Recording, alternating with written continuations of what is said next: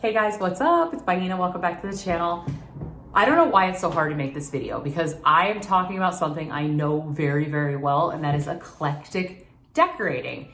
And I've always been that way. It's amazing and it's a curse at the same time. I feel like it's actually the hardest style to achieve.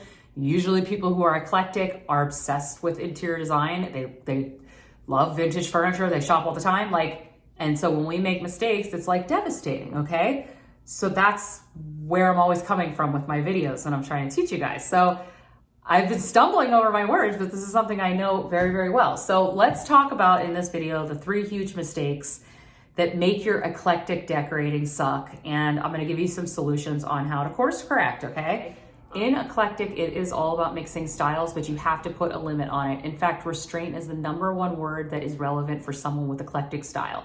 So it's good in interior design to use the rule of 3. So as a result, I would say use 3 different styles in each room or throughout your home. If you have a larger home, maybe 5.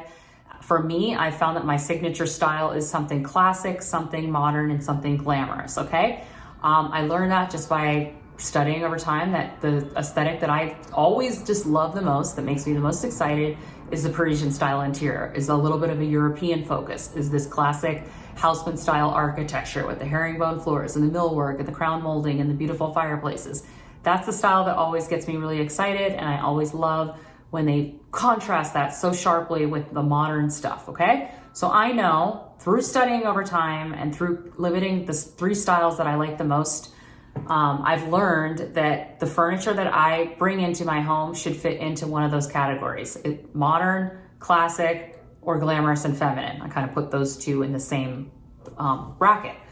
Knowing that will help you create consistency throughout the style of furnishings that you bring in, and it will look more cohesive and purposeful because there's like a pattern, there's a repetition, there's a formula that you've created, and that will be part of your signature style. Next mistake people are making is they are shopping too much, and there's a blessing and a curse on both of them. I feel like personally eclectic people tend to like design. That's why they appreciate furniture of different styles. And you know, when you're a beginner, you're just buying anything you like and you're making a lot of mistakes. But as you kind of go along your design journey and learn what works for you, you start to develop more of an eye and understand the pieces that you should be buying and the pieces that you shouldn't be buying. Okay, like I make a lot fewer mistakes now because I know, don't buy that retro thing. Yeah, okay, you can recognize that it's cool, but you don't really like retro. You know, we've already made those mistakes. But the mistake what you can also make with the shopping is just buying all the stuff that's like sort of convenient. It's not expensive. It's cool. It's like, oh, I found this marble ashtray. I've got this pot. You guys have seen me buy all the small things. And I've gotten a lot of cool things and things that were spontaneous. And those are the things that really make your home, I think, look expensive because they're out of nice materials and you have a great eye. But there comes a point in time, is what I'm trying to say, is you've bought too much, there are too many little things, and you haven't focused on the larger items that are really going to define your space and unify everything and make it look purposeful.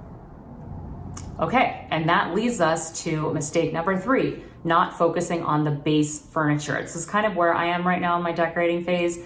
I realize, and it's just, sometimes it just takes time. You're not finding the things that you need. You're not sure you want to pull the trigger.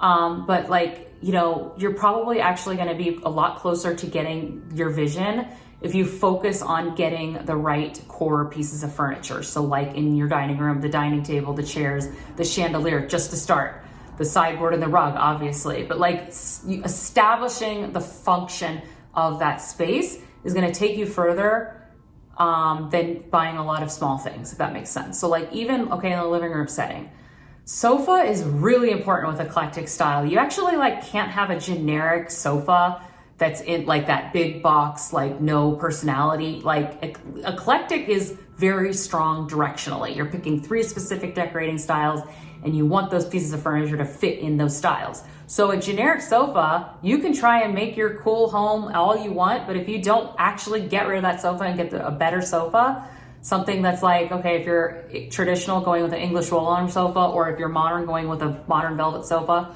whatever, that's like, you have to do that, okay? You have to do that. So that's another mistake. It's just not being like committing to the larger thing that's either more expensive or harder to find. that's what's going to take your place to the next level is an eclectic. It's like essential. And I think if like it's actually also more effective visually, like to have fewer but larger things in the space. I think if you're eclectic, that's at least my approach. Okay. I kind of really want this dining table from CB2, and I've been like not committed to it because I know that I have to find a rug to go under it, and I just know how hard it was to find the rug the first time. And I'm like, I don't know if I want to like buy it. I need to sit down and like plan and like actually create like a mood board and like literally start purchasing like the chandeliers and stuff like that. And if you want help on how to do that, I actually have digital style guides that are amazing. Okay, I have 3 of them. You can buy them as a bundle or separately. But there's one about mixing furniture. That's really good. That's the hardest thing that it's like to master. So there's a really good one about mixing furniture. There's another really good one about awkward floor plan layouts. And then there's another one about color, okay? Creating the color scheme that runs throughout the house.